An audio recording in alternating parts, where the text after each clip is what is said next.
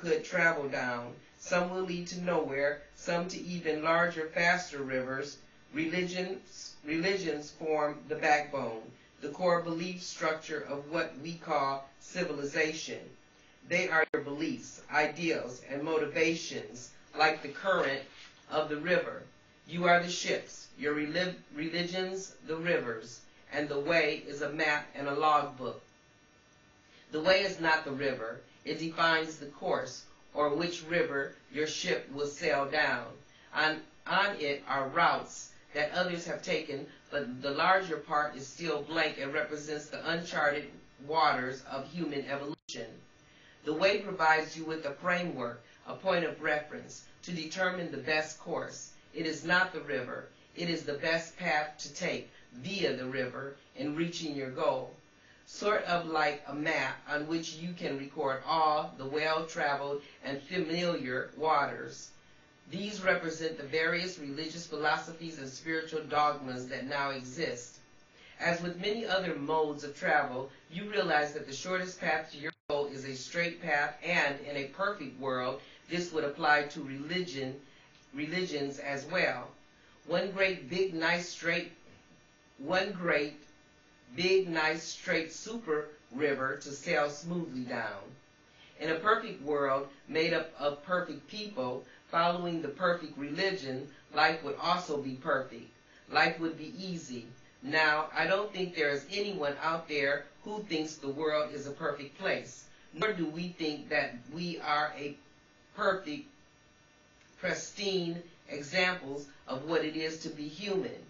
As for religion, I think they have spoken for themselves. This is the real world, not the perfect world. It is a world filled with rivers for us to sail down. Rivers that are curving, rivers that lead nowhere. There are rapids, whirlpools, and all manners of obstacles and dead ends. Congratulations, you have just realized the first principle of truth that compromises the way. That we are, as individuals, not perfect, and that our world is, as a whole, is just as imperfect. Here is the second principle.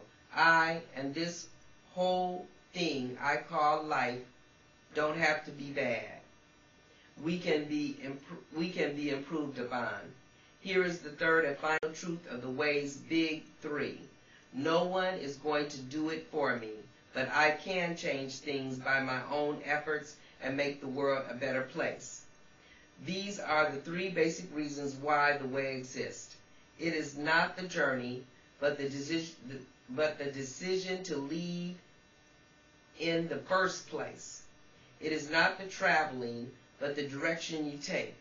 Those three simple truths are all that is needed for you to realize, and by so doing, create the way. Realize that nothing in this world is perfect. Realize that through knowledge, a more perfect way can be found. And third, realize that it is you and you alone who must do the changing. Only by action, your deeds, do you become fully human. The way is your method for finding truth in the various religions, the rivers, taking from them those things that help you and the world become better, picking the right course, and then applying what you have learned in your actions, your journey. The way is not religion. The way is how you apply religion's truths to your lives. The way does not care which religion the truth comes from, as long as it was truth.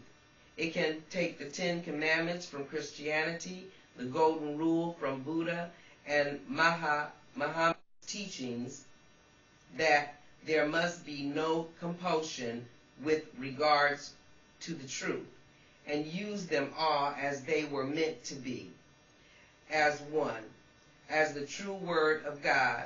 Read carefully the following statements. They are some of the basic beliefs the way conforms to. Read them and then ask yourself, is this true?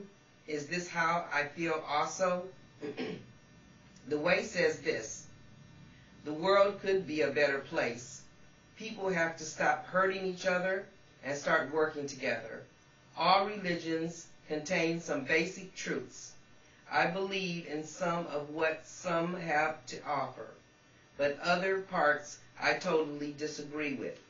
Religions have become power structures, political arenas, wherein people try to out-holy the other and force their own narrow belief structures upon others. I believe there is a need for a code of morals and a set of beliefs that all mankind can use and benefit from. I believe that all mankind should be one people, and that there should be a unified belief structure, one that takes the truths from all religions and unifies them into the Word of God. I believe that this is a very large and difficult task. I know that I will make mistakes, but at least I will be doing something. Now ask yourself this question: do I believe in what was just said? If you do, then you are a part of the way. The way is the process of making all those things a reality. We, as a people, have reached a point in our evolution where we can no longer act as spoiled children, refusing to play with one another. The time has come for us to take a very focused and critical look at what we have become. Let's look in the mirror and see if we like what we see. We need to look at our society, its religions, its governments, its very nature, and say, are we doing the right thing? Can it be made better? We need to look back on all that has happened, all that we have done, and admit to ourselves that mistakes have been made. We need to also identify those things that were correct, those things that did help. That is what the way is all about. It is a self-critique, a clarification, a reassessment, and course correction, all rolled into one. The way does not seek to destroy religions. It seeks to free you from them. It is the basic belief structure that will contain all that you determine to be good and truthful. There is nothing wrong with belonging to a specific religious order so long as you realize that there is a larger whole that you are a part of. Be a Christian, but practice the Christian way. Be a Muslim, but practice the Muslim way. Be a Jew, but practice the Jewish way. Be together with people of your own kind with similar beliefs and interests, but be together with all your brothers and sisters in the way. You must find what is really important, what is truth. You must work together toward achieving a better world. You do not have too much more time to do it, and still remain those things uniquely special to humans of the planet Earth. The way is yours to help you do this.